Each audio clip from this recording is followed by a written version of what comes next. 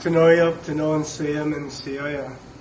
Good afternoon, respected people and ladies and gentlemen. Nista Uns Latash Kushalmain. The name that I carry is Latash. Ostalhan Olchameo. I'm from the village of Ostalhan, which is in North Vancouver, Squamish of the Coast Salish people.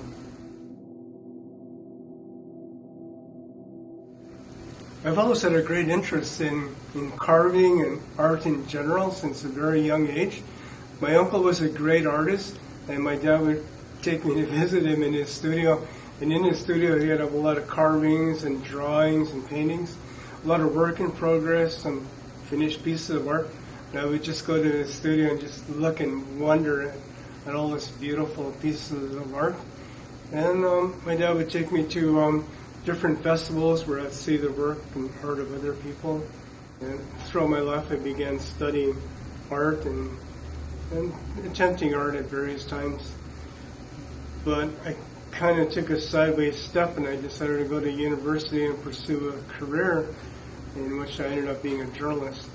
But I always wanted to return back to art, and after a while I quit my job and I just said I'm going to do art and culture from now on. At 35 years old, I quit a career, a successful career, and began teaching art and producing art.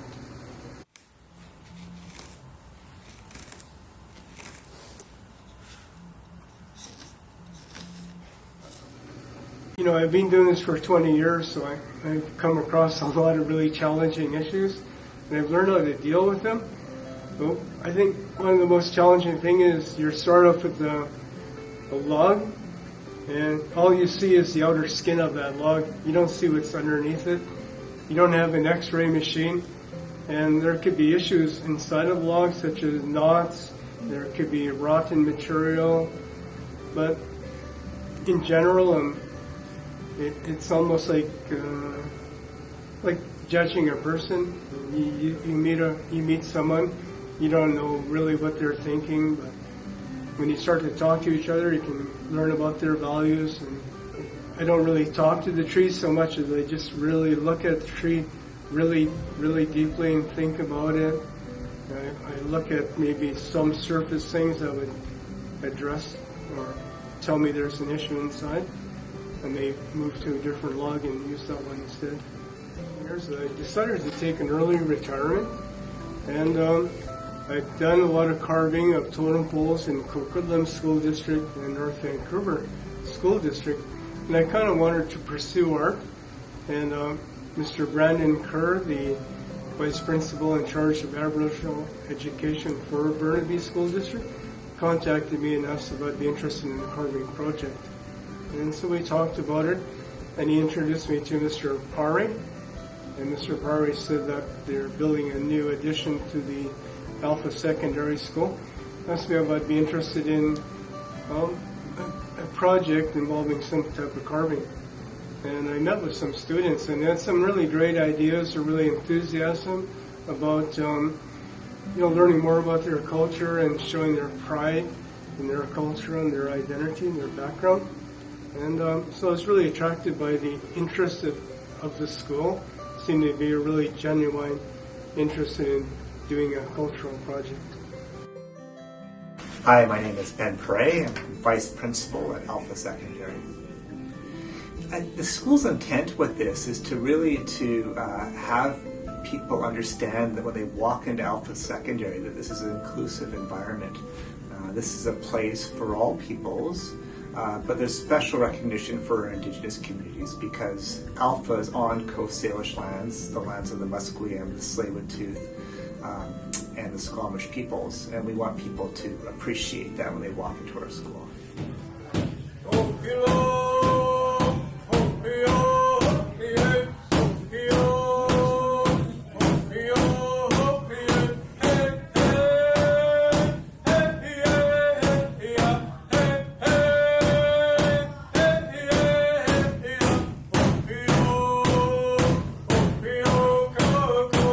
I've been taught that life is a journey, and you never know where that journey will take you. But there's also good ways to take yourself along that journey. And in 1993, My cousin, Chief Ian Campbell, and I were traveling north in a canoe. And as we were traveling each day, different teachings were remembered. And we talked about what's a good way to make a journey. And part of that journey that we make is to communicate with each other in a good way, communicate with ourselves, develop trust in other people that you are in a group with, learn to trust each other. It's very important to, when you travel with other people, to support each other on that journey. It's always great to say encouraging words, supportive words, as opposed to negative words like, you're not doing very good, or why don't you try harder. It's also better to say, you're doing a really great job today. Thanks for helping the team. So saying encouraging words is so important.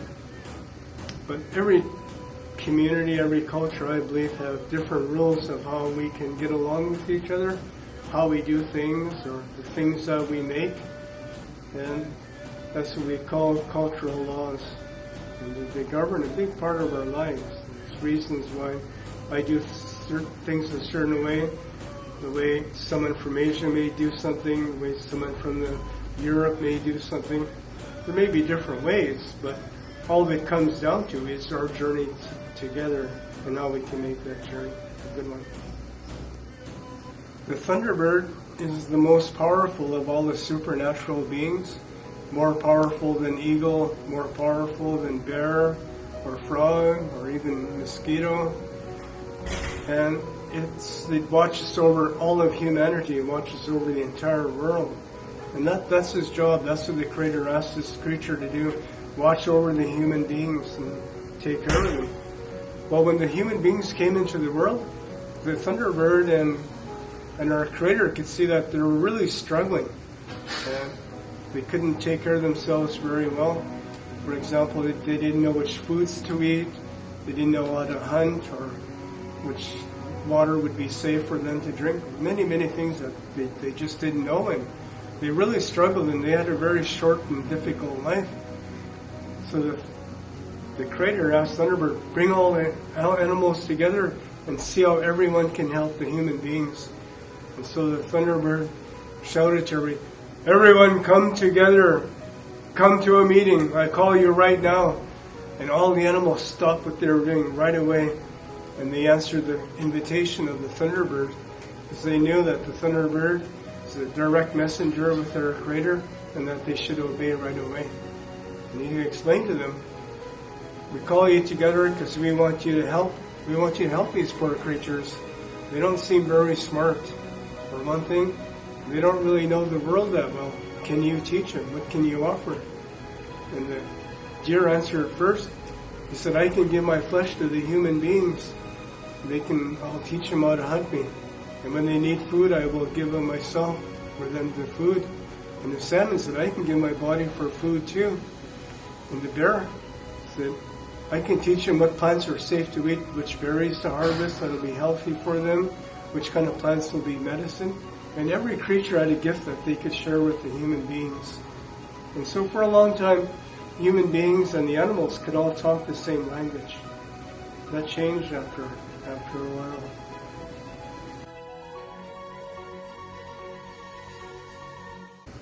So when I was invited to meet with the students, I went to their meeting room, and there was a flip chart. They had identified different animals that they would like to see on the totem pole. They'd already had some discussions about what the arbor might look like. And when I looked at their list of animals, I knew that right away that in our culture we would have a priority of placing animals on the storyboard. So Thunderbird was a very important animal because he is the Lord and Master of the sky. Owl was chosen because he's a messenger. He can help communicate between our world and the other world where the Creator resides with the ancestors. And the frog represents friendship among people. We should all communicate and get along well. And the black bear is a teacher. He teaches us about what is good to eat and what is a healthy way to live. We also chose the symbol of butterfly because the person that arrives here in grade 8 at Alpha Secondary will be very different by grade 12. The learning that takes place, the change and development, life issues that happen within that time will be very different. Just like the butterfly transforms from larva to a beautiful creature. We also wanted to represent the Métis because Métis students also attend the school, and the Métis have always been a very important part of Canadian history. And we also chose the Inukshuk because there's actually many Inuit people who live in the Lower Mainland area. So to be inclusive, we wanted to include that symbol of the Métis. The thing about the Inukshuk is it represents direction. It may be pointing away to a favorite hunting area, or maybe pointing the way to the ocean or a mountain.